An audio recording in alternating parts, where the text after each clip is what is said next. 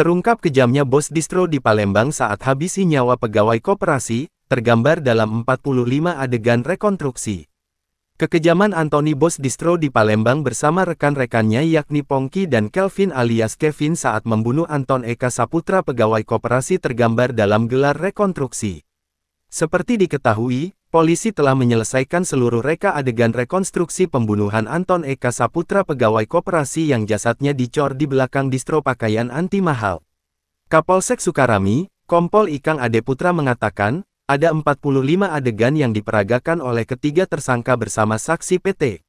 Ada 45 adegan yang diperagakan oleh tersangka. Dimulai sejak pukul 10 waktu Indonesia Barat sampai dengan pukul 11.35 waktu Indonesia Barat, ujarnya, Kamis tanggal 11 Juli tahun 2024.